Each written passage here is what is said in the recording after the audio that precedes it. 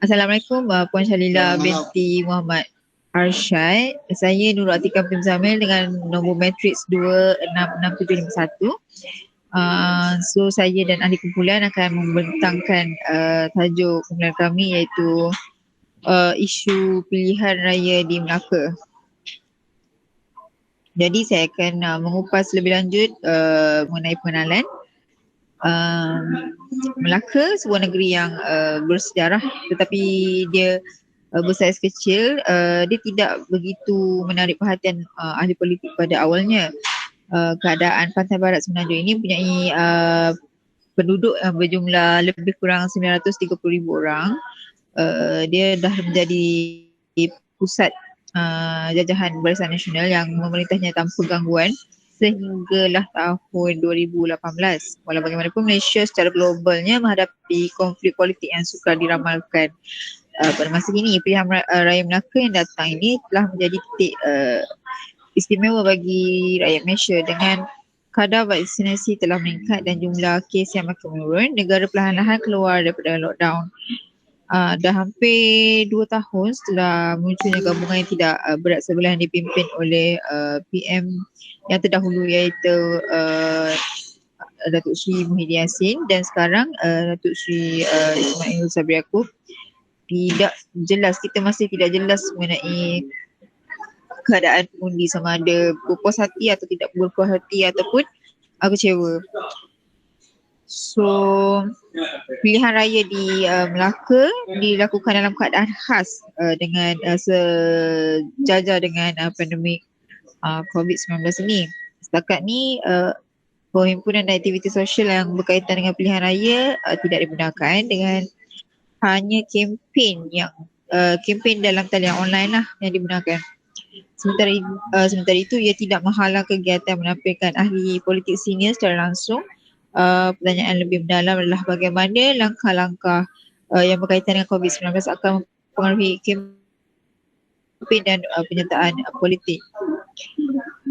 Barisan Nasional khususnya memiliki sokongan dari akar umbi yang sangat utuh yang mempunyai penyokong bagi banyak aktiviti kempen tradisional, dan semua gabungan mempunyai Barisan Pejuang Cyber.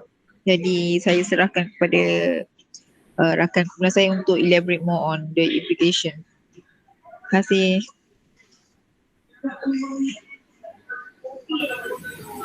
Okay, saya Aida Hazirah binti Abdul Razak, nombor matrik 265841. Okay, setiap kali musim PRU mesti ada implikasi yang akan jadi. Yang pertama, negeri Melaka menunjukkan kita dengan memenangi besar UMNO dalam pilihan raya baru-baru ni. Pihak media juga memberi kesan kepada tokoh utama negara meskipun PRM Melaka tidak membawa apa-apa perubahan besar, tetapi ia membawa implikasi penting kerana semua parti politik akan menjadikannya sebagai panduan sebagai presiden untuk PRU. Kesan yang pertama adalah sewaktu PRN dijalankan. Kesan yang dilalui dalam pengenalan kempen dan proses pembuangan undi dalam keadaan amalan penjagaan sosial bukan sesuatu yang boleh dilonggarkan. Proses ini akan mengambil masa lebih panjang berbanding tempoh bahasa disebabkan kita terdapat beberapa SOP yang perlu dipatuhi lah. Pada masa yang sama, proses pembuangan undi mengundang kemungkinan rakyat untuk berkumpul dan tidak berzahir berlakunya perhimpunan besar-besaran yang boleh mengakibatkan penyebaran COVID-19 lah. Yang kedua, kesan terhadap keselamatan. Aspek pilihan raya biasanya mengambilkan perlindungan keselamatan daripada segala bentuk halangan yang boleh menjejaskan kebebasan pelaksanaan dalam usaha memenuhi tuntutan demokrasi. Ini termasuk dalam perlindungan memegang taruhan raya seperti pengundi, petugas, media dan sebagainya. Oleh itu, peristiwa pilihan raya seperti kempen perlu menitik beratkan tentang keselamatan pengundi ataupun staf yang bekerja pada itulah. Yang ketiga adalah kesan terhadap peningkatan kes. Perasaan takut akan menyebabkan fenomena ini menjadi berasal kerana para pengundi mungkin akan takut untuk berhimpun secara ramai. pada pertengahan kempen ini, data menunjukkan terdapat 57% pesakit yang dijangkiti COVID-19 pada masa itulah. Sampai itu, bilangan kes dan kadar jangkitan mengalami sedikit peningkatan.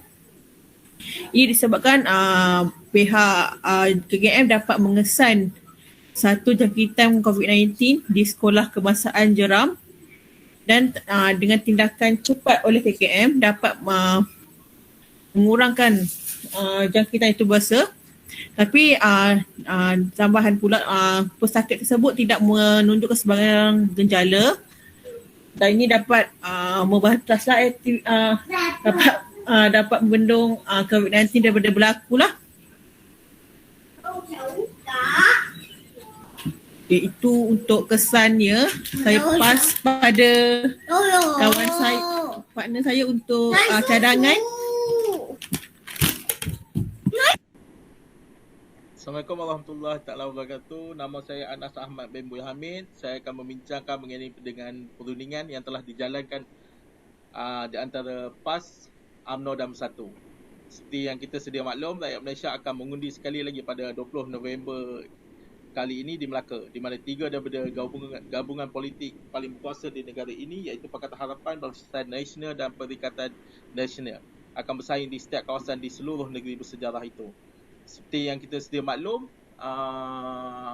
perkara inilah yang ditunggu-tunggu oleh penganalisis politik di Malaysia. Sebab kalau ikutkan sebelum ni, kita tahu yang kekalahan teruk daripada UMNO walaupun hanya tinggal beberapa hari lagi penamaan calon pada pilihan raya negeri Melaka, Setiausaha Agungnya iaitu Datuk Seri Taqiyuddin Hassan telah membincangkan dan berunding ketiga-tiga parti besar masih diteruskan bagi mengelak perebutan kerusi antara PAS, UMNO dan Bersatu. Beliau juga telah menerangkan macam parti PAS ni boleh berfungsi sebagai orang tengah atau perunding kepada kerjasama di antara ketiga-tiga parti. Terdapat beberapa usaha dijalankan untuk meminimumkan pentembungan tiga penjuru kerana sekiranya berlaku pentembungan ini akan merugikan pecahan undi di antara penyokong PAS, UMNO dan juga Bersatu, sekaligus akan menguntungkan pihak pembangkang bagi memenangi pilihan raya negeri Melaka. Terdapat beberapa perkara yang menyebabkan perundingan di antara parti UMNO, Bersatu dan PAS gagal mendapat kata sepakat dalam perundingan semasa pilihan raya negeri Melaka. Beberapa penganalisis politik juga turut mengatakan bahawa perundingan tiga parti ini tidak akan berjaya sekali. Yang dekat sini kami terangkan terdapat 4 lah dia punya perundingan. Pertelingkahan yang sedia ada telah wujud di antara parti UMNO dan parti UMNO dan Bersatu. Untuk makluman bersama, perundingan di antara parti UMNO dan Bersatu sukar dilaksanakan kerana terdapat beberapa pertikaian sebelum ini. Konflik awal di antara parti UMNO dan Bersatu telah pun berlaku ketika pilihan raya umum ke-14, di mana pimpinan parti Bersatu merupakan terdiri daripada ahli-ahli UMNO tersendiri. Pecahan dari ahli-ahli Parlimen UMNO ni berlaku dengan mendadak apabila Bersatu yang dipimpin oleh Tun Dr. Mahathir memenangi pilihan raya tempoh lalu dan parti UMNO menjadi pembangkang buat pertama kali dalam sejarah. Yang kedua, PAS dan Bersatu telah menuntut kerusi yang sama rata pada PRN Melaka baru-baru ini. Seorang MKT UMNO iaitu Datuk Seri Abdul Rahman mendedahkan UMNO melihat PRN Sabah tahun lalu sebagai pengajaran dan mengambil kira kedudukannya semasa rundingan dengan mengambil kira sentimen di peringkat akar umbi. Dalam rundingan itu, beliau kata Bersatu turut menetapkan syarat kepada UMNO tidak boleh bertanding lebih daripada 14 kerusi DUN bagi mengelak parti itu menjadi terlalu dominan dalam kerajaan selepas memenangi PRN Melaka. Yang ketiga, sentimen ahli-ahli akar umbi UMNO yang menolak parti Bersatu. Naib Presiden UMNO iaitu Tok Mat Muhammad Hassan berkata kebanyakan akar umbi UMNO tidak mahu parti itu bekerjasama dengan Bersatu pada pilihan raya negeri PRN Melaka bulan depan. Dalam kata yang lain, jika kita ambil 10 sebagai ukuran, 9 daripada ahli akar umbi tidak membenarkan kerjasama di antara UMNO dan Bersatu. Yang ketiga, parti Bersatu memburukkan dan memfitnah parti UMNO dengan pelbagai perspektif negatif. negatif. Parti Bersatu sering mengaitkan bahawa Parti UMNO tidak relevan lagi pada masa kini kerana kekalahan yang telah berlaku semasa pilihan raya umum ke-14. Walaupun seperti yang kita maklum bahawa Parti UMNO merupakan di antara parti di dalam komponen kerajaan, dengan hal lain kita juga mengetahui di mana Parti UMNO mempunyai keahlian selama 3.6 juta dan cawangan sebanyak 21851 di seluruh Malaysia. Yang keempat, perundingan ini juga telah dilakukan di antara pihak Suruhanjaya Pilihan Raya dan Kementerian Kesihatan Malaysia. Perundingan ini dilakukan bagi mengelakkan penularan COVID-19 agar terus tersebar di negeri Melaka. Selain itu, ketika pilihan raya di Melaka hendak diadakan, pihak kerajaan juga telah siap sedia untuk membuka semula sepadan kepada pelancong yang telah diberi vaksin selepas banyak penutupan jangka panjang dalam masa 2 tahun ini. Sebelumnya memusnahkan industri pelancongan dan menghapuskan perusahaan tempatan yang telah lama wujud. Perundingan ini juga telah mewujudkan beberapa SOP telah berjaya diwujudkan agar dapat meminimumkan penularan COVID ini. Saya serahkan kepada sahabat saya, Cik Ismail, sebagai cadangan. Terima kasih. Terima kasih Cik Anas. Okey, seterusnya saya akan membentangkan cadangan teori yang boleh dikaitkan dengan situasi rundingan berkaitan pilihan raya negeri Melaka. Isu yang kami pilih adalah teori penebusan sosial SPT. McLean 2005 dalam Dasar Komunikasi Interpersonal mengatakan kepercayaan sebagai kemampuan untuk meletakkan keyakinan atau bergantung pada watak atau kebenaran seseorang. Kepercayaan berlaku untuk bentuk persatuan dan hubungan sosial manusia, tetapi ia tidak menunjukkan pendekatan seperti pendedahan diri serta kelemahan. Teori penebusan sosial ini diambil daripada ahli psikologi Irvin Edmond dan Dolmus Taylor 1973. Teori ini memberikan alasan untuk memahami jarak dua individu. Ini menentukan peralihan hubungan dari yang tidak intim ke intim, terutamanya melalui pendedahan diri dan pendedahan kelemahan. Teori penebusan sosial memperluas bahawa hubungan atau keintiman dengan orang dikembangkan secara sistematik dan dapat diramalkan. Walau bagaimanapun, teori ini juga menyedari tempoh kemerosotan hubungan. Mengenai pilihan raya negeri Melaka yang telah menjadi urusan yang tidak dapat diramal kerana ketakutan akan kebangkitan COVID-19. Kelemahan berkempen untuk pemilihan pilihan raya menyukarkan 3 gabungan utama dalam bertanding untuk mengukur sentimen pengundi. Seterusnya, teori ini juga mengatakan bahawa pendekatan akan berkembang jika komunikasi bermula pada tahap yang tidak cetek dan bergerak secara beransur-ansur dan teratur ke tahap yang lebih peribadi. Teori ini mencadangkan agar hubungan menjadi lebih intimat mengenai diri mereka. Okey, dia juga boleh dikenal sebagai analogi bawang yang digunakan untuk menjelaskan teori penebusan sosial ini, iaitu kepribadian seperti bawang berlapis-lapis diikuti dengan lapisan-lapisan lain yang semakin ke dalam, semakin kuat dan padat. Lapisan maklumat peribadi orang lain melalui interaksi interpersonal juga mencapai trust. Ia memerlukan masa untuk mencapai intipati orang lain, perincian yang paling intim mengenai orang lain. Teori penebusan sosial juga dirujuk kepada tingkah laku interpersonal terbuka yang berlaku melalui interaksi sosial, proses dalaman subjektif yang berlaku sebelum, semasa dan selepas pertukaran sosial. Ia boleh bersifat lisan, non-verbal atau persekitaran. Tingkah laku verbal merangkumi pertukaran maklumat, sementara tingkah laku bukan lisan merangkumi bahasa badan, terutama poster, inspirasi, wajah, pandangan mata dan lain-lain. Tingkah laku persekitaran merangkumi jarak peribadi antara orang dan pengguna objek fizikal dan kawasan. Oleh kerana pertukaran interpersonal secara beransur-ansur berkembang menjadi yang lebih intim dan kita sebenarnya terungkap seperti mengupas lapisan bawang. Okey, kos dan ganjaran. Teori penebusan sosial ini menyatakan bahawa manusia menganalisis kos dan ganjaran hubungan apapun secara tidak sedar. Maksudnya kos ganjaran diramalkan dan mereka mengkaji masa depan hubungan interpersonal. Teori menunjukkan lapisan kaedah yang unik bagi membezakan antara hubungan. Sementara itu, ganjaran adalah nilai yang baik yang meningkatkan hubungan interpersonal.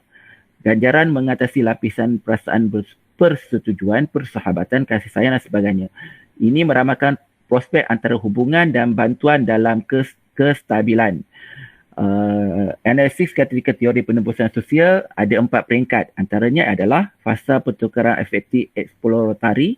Saksi ini berkongsi maklumat peribadi di luar dan pendedahan diri kurang berhati-hati. Proses ini meningkatkan luas topik yang dibincangkan secara amnya dan memperlihatkan diri orang ramai terhadap orang tersebut. Fasa pertukaran efektif. Tahap ini sering menendahkan maklumat santai di luar lapisan, berkongsi banyak maklumat peribadi dan ini dapat menimbulkan konflik atau menjalinkan hubungan. Fasa yang ketiga adalah fasa stable. Ini ditentukan oleh keterbukaan kedalaman dan luas topik yang dibincangkan. Kebanyakan realiti intim diungkap dengan keintiman yang banyak serta kejujuran dan kepercayaan. Pada tahap ini, emosi dan perasaan disatukan yang meningkatkan lagi keintiman. Dan fasa yang terakhir, fasa orientasi.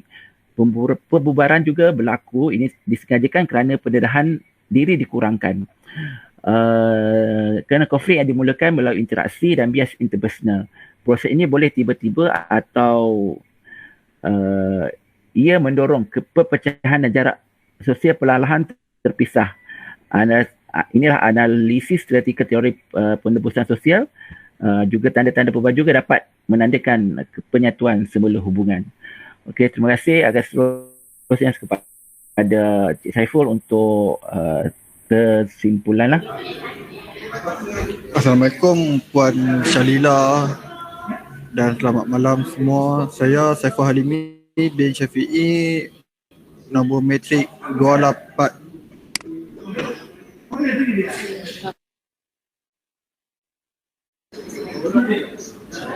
Dua enam 328.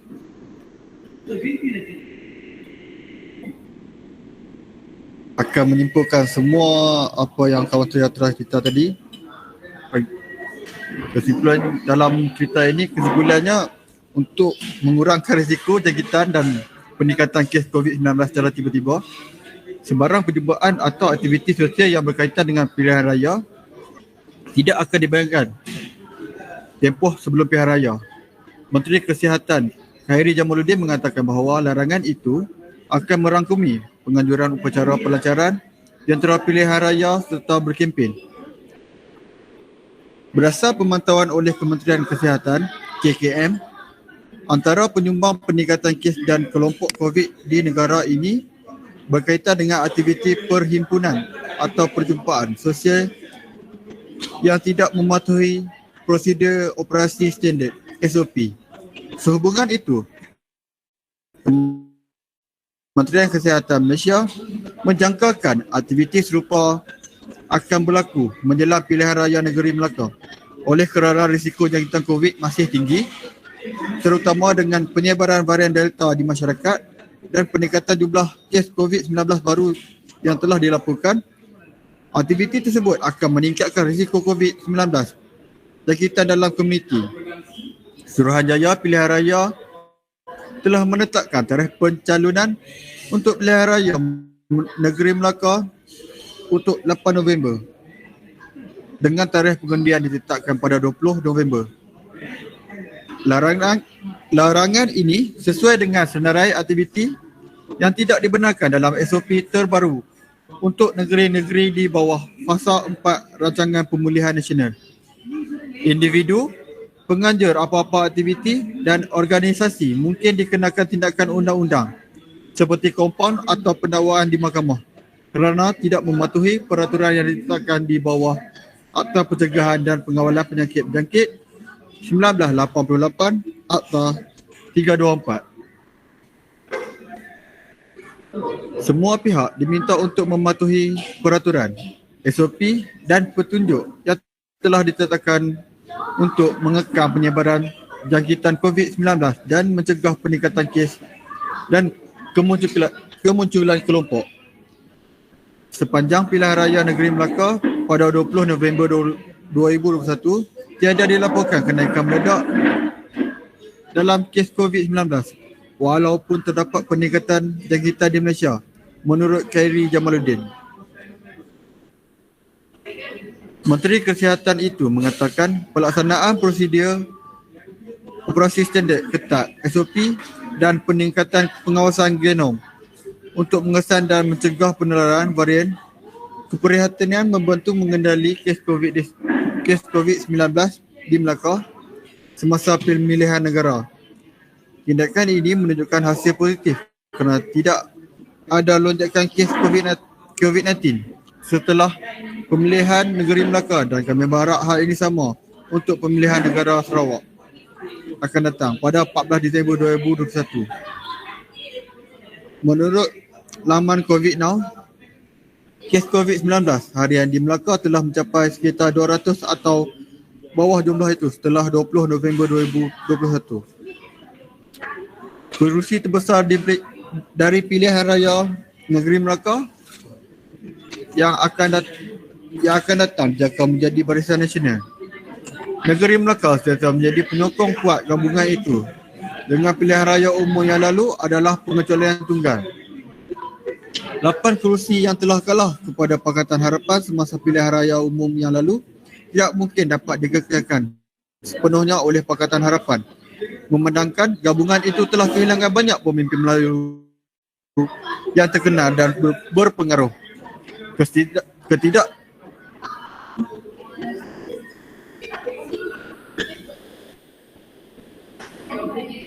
Ketidakstabilan yang berlaku semasa pentadbiran Pakatan Harapan yang mengakibatkan kejatuhan mungkin juga mengakibatkan defisit kepercayaan kepada gabungan itu di kalangan pengundi di negeri ini.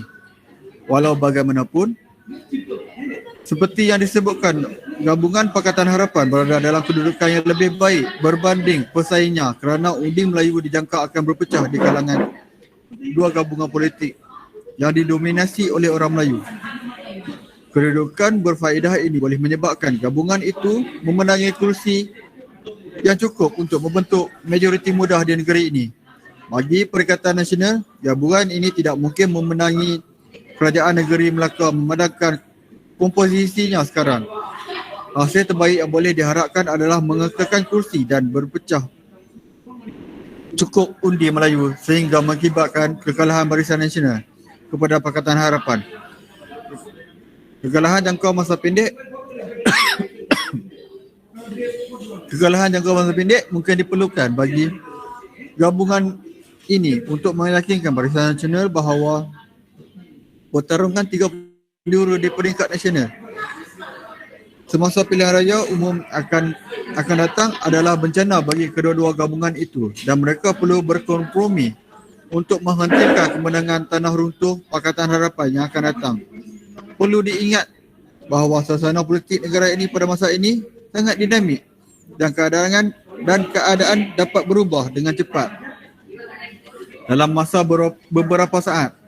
Oleh itu, adalah menjadi masyarakat cuba untuk meramalkan dengan tepat keputusan pilihan raya sebelum tarikh penamaan telah berlalu. Walau bagaimanapun, itu bukan alasan untuk melepaskan analisis komprehensif tentang kekuatan dan kelemahan gabungan yang berbeza yang akan bertanding. Dan kita sebagai pelajar tidak patut turut serta dalam membangkang idea dari ahli politik. Ini kerana menyebabkan tercetusnya pergaduhan. Sebelum mencampuri urusan pilihan raya, setiap individu mestilah memahami prosedur yang telah ditetapkan dalam pilihan raya cara baru. Sekian, terima kasih.